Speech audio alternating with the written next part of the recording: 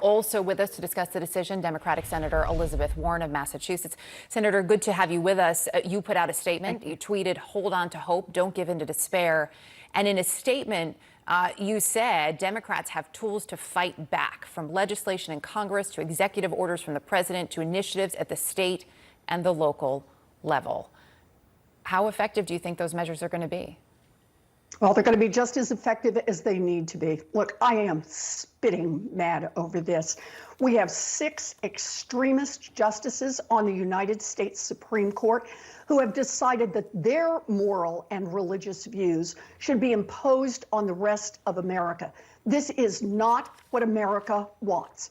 And in a democracy on this issue, the Supreme Court does not get the last word. The people do. And we are going to fight back. We've got tools, we're going to use them, and in November, we're going to make sure that we elect enough people who believe in that democracy that we can pass Roe versus Wade and make it the law of the land again, only this time we'll do it by statute and enforce it. You know, the Speaker also said today in reaction, this would be on the ballot in November. Respectfully, though, Senator, this issue, as important as it is to a number of Democrats, you're a perfect example of that, has never been the rallying tool for Democrats that it has been for Republicans. This has been an effective rallying tool for decades in terms of getting to this moment for many conservatives. So what's going to change between now and November? Let's talk about why that has been so. About 70% of Americans want to see Roe versus Wade maintained as the law of the land. One Supreme Court nominee after another stood in front of Congress, raised their right hand, and said, "Not interfering with settled law. I believe in the rule of law," and said Roe versus Wade is settled law. That means that a huge proportion of the population in America believed this is not a huge issue. It's protected. We're going to be fine. And those of us who were ringing the alarm bells were told, don't worry about this. Nobody is going to overturn Roe versus Wade.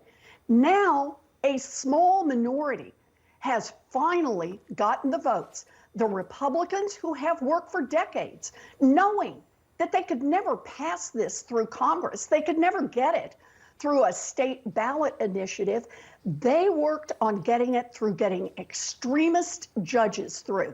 Judges who promised to follow the law, but wink, wink, nod, nod, were cleared in order to get where they got today.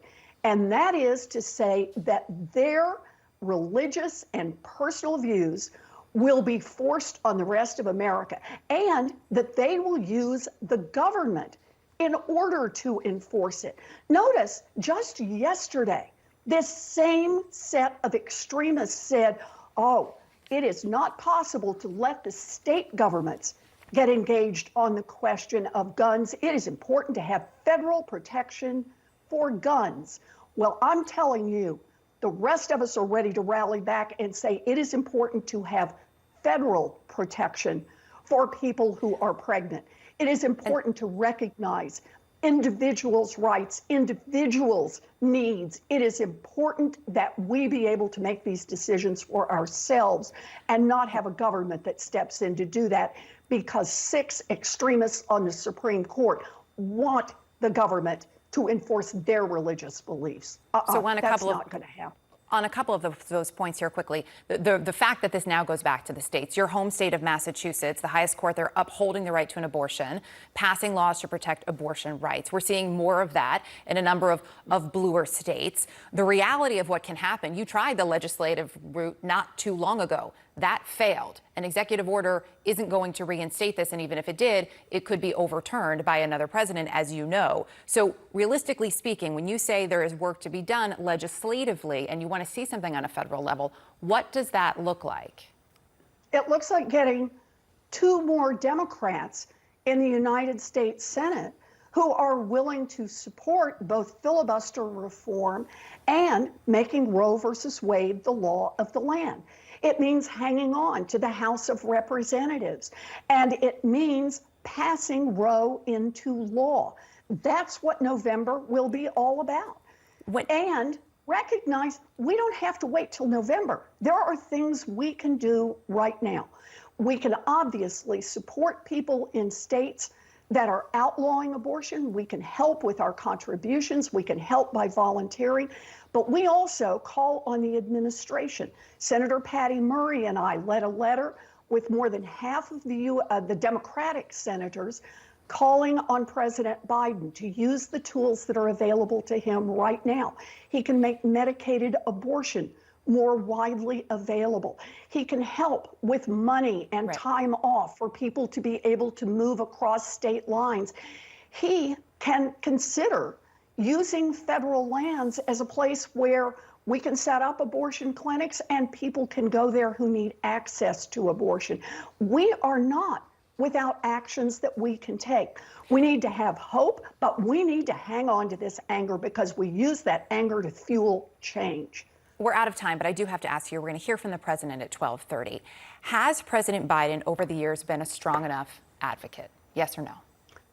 What matters is where he is today. This is the moment in front of us. It's not what mattered back when nobody thought that Roe was going to be thrown out. What matters is what we do today. The president needs to pick up every tool available to him and use it to protect access to abortion, use it to protect the individual rights of those who are counting on our president to do that. Senator Elizabeth Warren, good to have you with us today. Thank you.